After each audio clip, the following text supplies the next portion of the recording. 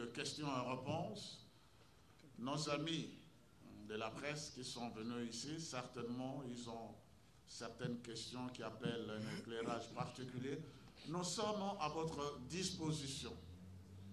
Et vous savez vous-même que le temps d'antenne est limité. Merci. Je suis M. Vincent de Paul Koubemba de la DRTV. Primo, nous vous remercions pour cette opportunité que vous nous offrez afin que nous puissions comprendre certaines choses concernant le fonctionnement de l'Église. Si ce thème a été choisi, c'est parce qu'il y a un problème. J'ai suivi avec attention pas mal d'activités concernant l'Église kimbanguiste, plus particulièrement ici où nous sommes. L'administrateur maire du premier arrondissement, Morel Maurice Kounzou, était ici pour essayer d'entretenir ceux qui gèrent cette structure. Et par la même occasion, il a effectué un déplacement au niveau de la RDC. Je crois que c'est pour la même cause.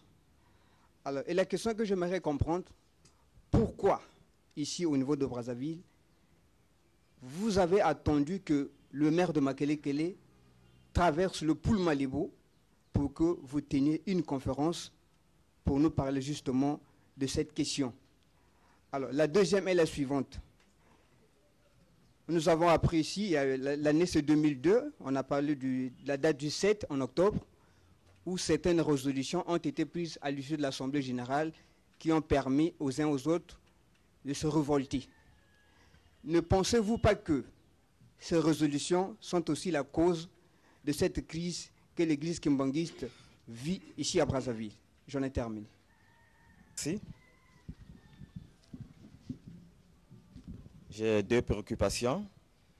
La première concerne la succession. Voyez-vous, nous vous avons écouté avec attention. Il y a eu beaucoup de dissensions depuis 1921, je crois, ou encore depuis 30 ans après la mort de Simon Kimbangu. Alors, est-ce que vous ne pouvez pas mettre fin à cette dissension, à cette succession, parce que nous voyons que on a compris que si désordre il y a, si rébellion il y a, c'est à cause de cette succession. Comme vous l'avez fait, vous avez pu trouver les résolutions au cours des assemblées générales. Est-ce que vous ne pouvez pas appeler ou convoquer une assemblée générale pour mettre fin à cette succession afin que vous continuiez d'évoluer normalement dans vos activités au niveau de l'Église? Nous parlons du cas du Congo. Vous avez parlé aussi de la dissidence ici au pays, aussi au Congo. Alors, je voudrais savoir où se réunissent ces gens qui sont partis de cette église. Ils sont où et quel est leur leader? Qui est leur leader, pardon, s'il vous plaît? Voilà, c'est tout ce que j'avais à dire.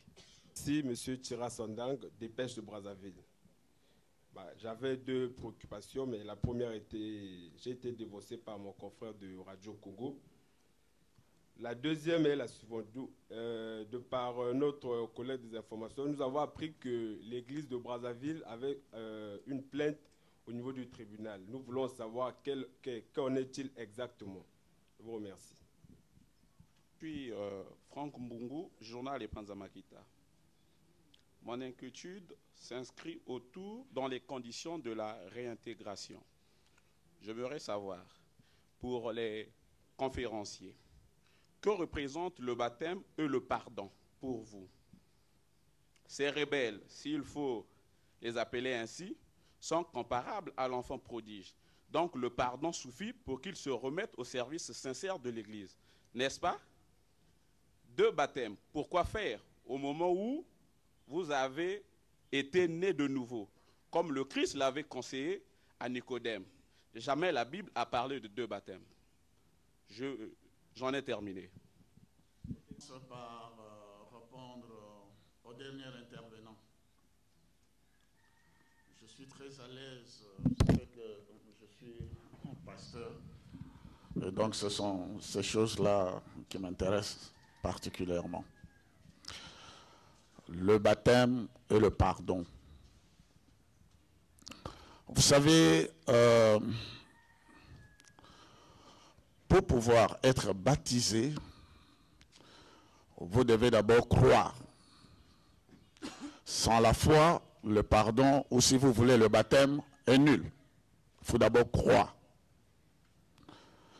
Et lorsque vous avez cru, vous vous êtes repenti, alors en ce moment-là, vous pouvez être baptisé. Cela inclut le pardon.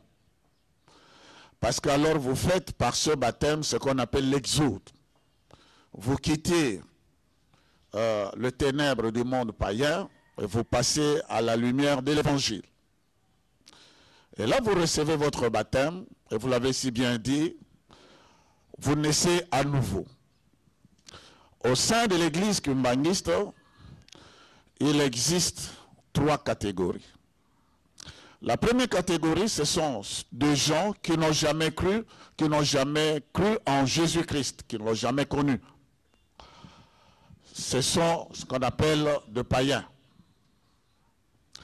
Ces gens-là, qui n'ont jamais entendu la parole de Dieu, par l'évangile, nous le mettons dans la catégorie des gens qu'on appelle en Kikongo le balande.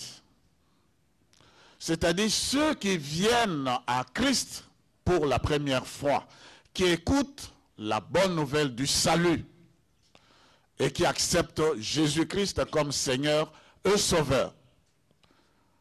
Et ils sont baptisés, il y a un rite spécial, parce que c'est pour eux la rencontre avec le Seigneur, et ils restent chrétiens après ce baptême pour toujours.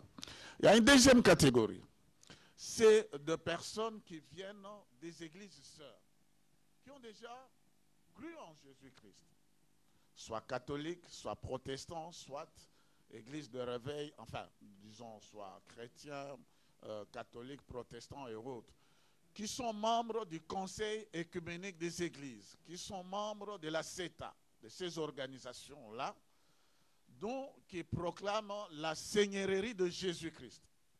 Quand ils viennent chez nous, on ne parle pas de baptême à proprement parler, parce qu'ils ont déjà cru en Jésus-Christ. Ils ont déjà été baptisés là où ils venaient. Nous le recevons dans la communauté, comme frères et sœurs kimbangistes désormais. Il y a ceux qui ont été mis, ce genre-là on appelle les sécom, c'est-à-dire celui qui est venu d'une autre église chrétienne, une reconversion si vous voulez. Il y a des gens qui ont été mis sous discipline, c'est-à-dire à la suite d'un manquement grave à la discipline chrétienne. Il a été mis sous discipline. Ce genre-là, pendant X période, ils disent, bon, écoutez, je prends un cas type. Quelqu'un qui a dit, bon, écoutez, il était chrétien kimbangiste. Et il a pris une deuxième femme, une troisième et quatrième femme, où elle est devenue X énième bureau, permettez-moi entre guillemets. On s'est dit non, non, non, à l'église, ne se comporte pas de cette façon-là. Il est mis sous discipline. Le temps pour lui de changer de comportement, de dire non, je suis chrétien, chez nous, c'est la monogamie. Il prend sa décision et il demande à réintégrer l'église. On le reçoit à nouveau. On lui